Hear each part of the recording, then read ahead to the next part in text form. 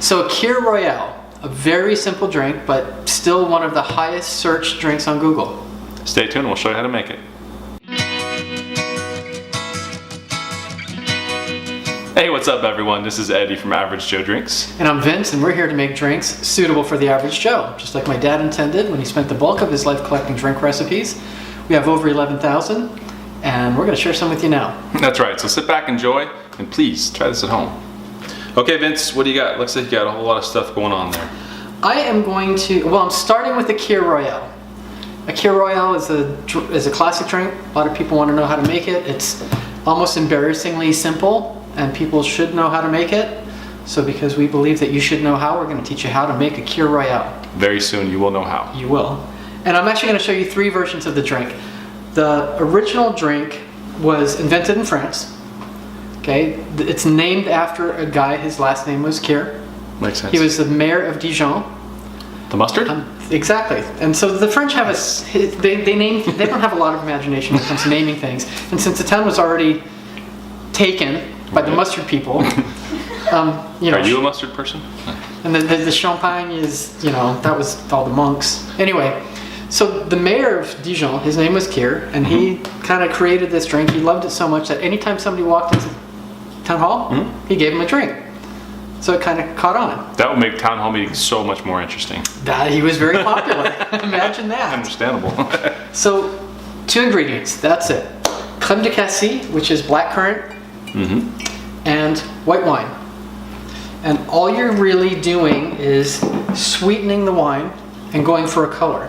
So what we're going to do is we're going to take about 2 teaspoons per drink, put it in a wine glass, you fill it up with white wine. You fill it up with white wine. Sorry, I was making noise. And that is your Kir Cocktail. Voila. Very simple. I can speak French too. So Kir Royale, 1 step above that. Same thing. 2 teaspoons of crème de cassis, and you're upgrading your white wine to champagne. Champagne. This has been declared the most ladylike drink there is. That's Vince's. Yeah, I was going to give this to you. Visually, you can't really tell there's a whole lot going on there, but And besides the bubbles. Besides the bubbles. And then if you really want to take it 1 step further, there's what they call a Kir Imperial, which is made with Chambord, which is a raspberry liqueur as opposed to the blackcurrant liqueur. And you're going to do pretty much the same thing. I'm going to make a very small one because I think that we've got a lot going on here. So I'm going to just reverse this a little bit because this is a smaller cup. Gotcha. Champagne. And what you're really going for is the color. Okay, that's what people really judge your Kirs with.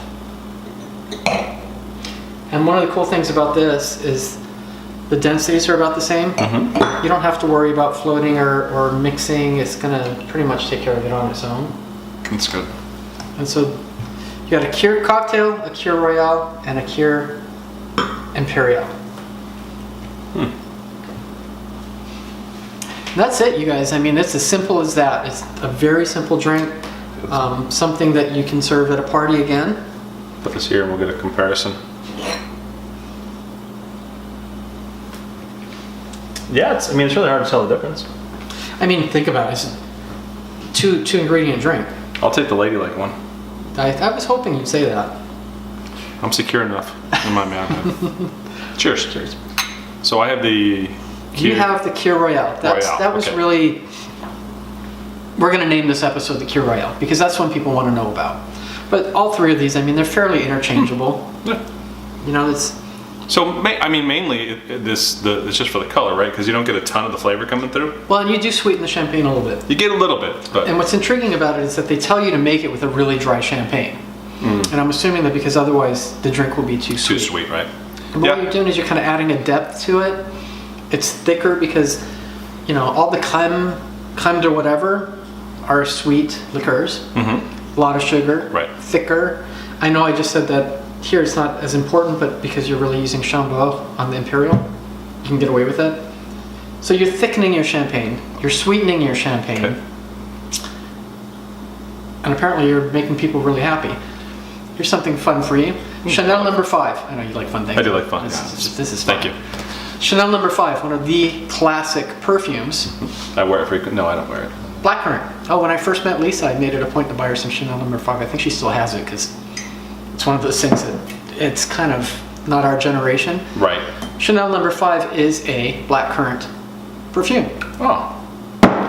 I did not know that. French are very consistent in a lot of things. If it's good quality, they'll figure out a way to milk it. Use it somewhere else. Yeah. You know, this would be good to have a bunch of champagne glasses come through with your crème de cassis there, and then put a little bit in there, and then champagne all the way down. Yeah, I mean, great You could party do a tricks. triangle. Yeah, you can do like the pyramid. Yep. Anyways. You can hire us for your parties. All we ask is full expenses paid, preferably on the Concorde if you're going to ship us to Europe. That's a good point. Cheers. That was awesome. I went to take a drink and I missed. And this is what happens.